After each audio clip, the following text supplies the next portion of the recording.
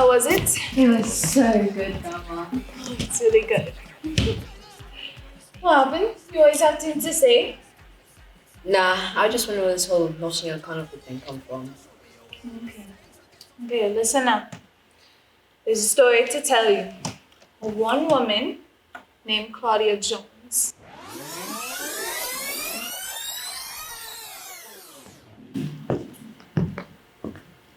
The boat leaves tomorrow at 9. You ain't packing nothing? But Mama, I don't want to go.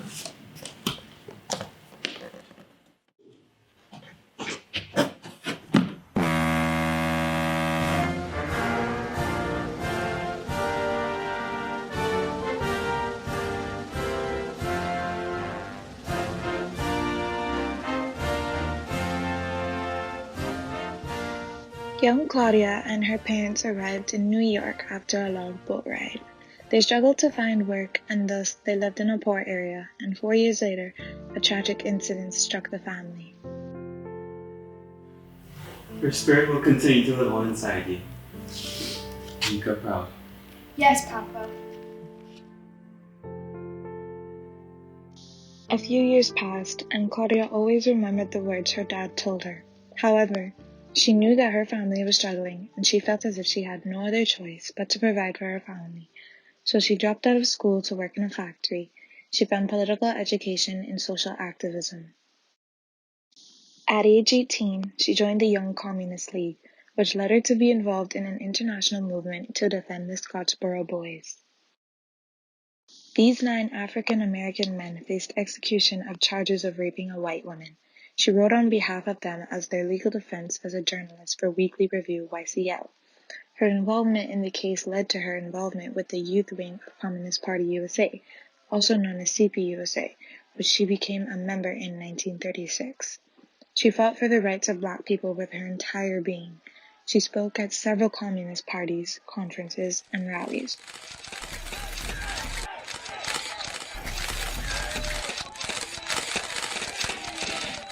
Imperialism is the root of racism. It is the ideology which upholds colonial rule and exploitation. It is the ideology which breeds fascism, rightly condemned by the civilized people of the world. Claudia fell ill with tuberculosis, but fought through, and her strong words and persistence caused her to catch the eye of the FBI.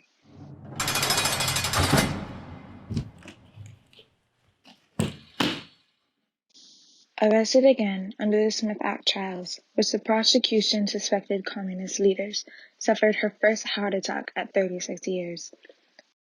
Claudia was sent to federal prison where, due to being refused as a U.S. citizen, she had to be deported. She was refused entry by the Trinidad and Tobago colonial governor, Hubert Rance, who claimed that she may have been proven to be troublesome. Hence, she was sent to the United Kingdom. All I wanted was to change the world's thinking, to change the picture in which people see the color of my skin. Lord, help my unbelief.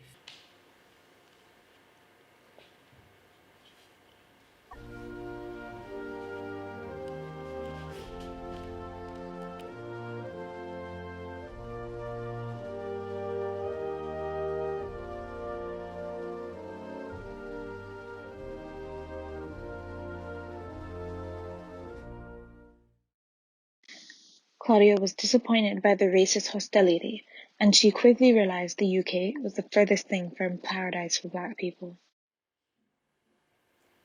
People without a voice were lambs to the slaughter. I'm going to set up a newspaper that provides Caribbean people with the Black liberation that they seek.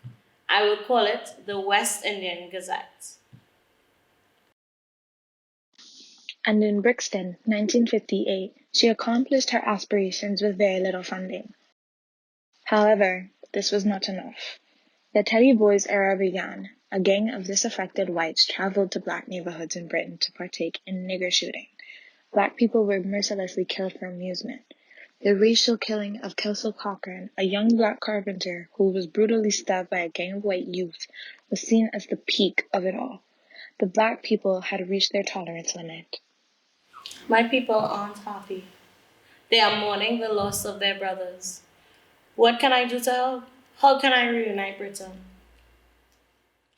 She began engaging intensely with the Afro-Caribbean community, campaigning for equal access to basic services like housing and education.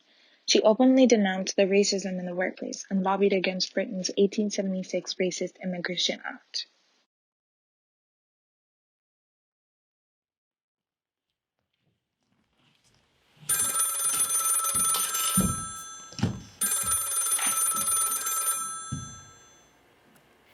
We have been closely observing the situation with our fellow Caribbean brothers and sisters, and we feel like there's a need for change. A change for the better, a change for equality. What can we do to enforce that change? There should be a carnival for the West Indian community to serve as a solution. Do you think it would work? A people's art is the genesis of their freedom. We are with you.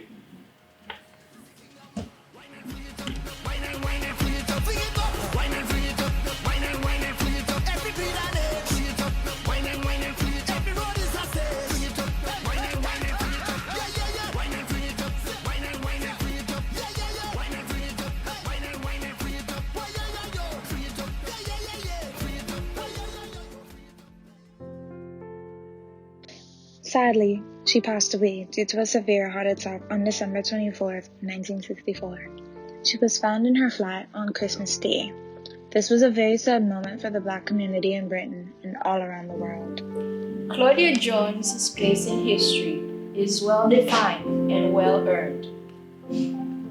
Let us never forget the incredible contributions of Claudia Jones to Black liberation movements worldwide, in the past, present, and those of the future.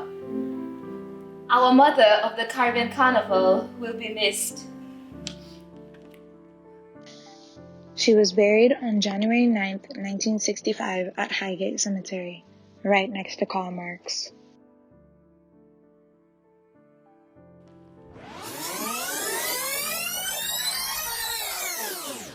Claudia Jones's legacy is a testament to how influential she was as a Black feminist, political theoretician, and as a leader.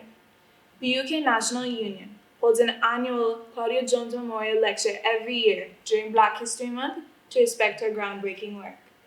The 1982 Claudia Jones organization empowers and provides a voice to women and those families of Afro-Caribbean heritage, a cause very close to Claudia's heart. So now, Noah, do you now understand the importance of Notting Hill Carnival? Yeah, she's a very special person. Wow, I love Carnival even more now.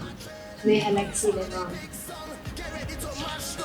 All in the stadium, the whole of the kingdom come down. Time to show me your waves, time to get out of line. You're born and ready for pace. Come and wind in the roadway, all in front of the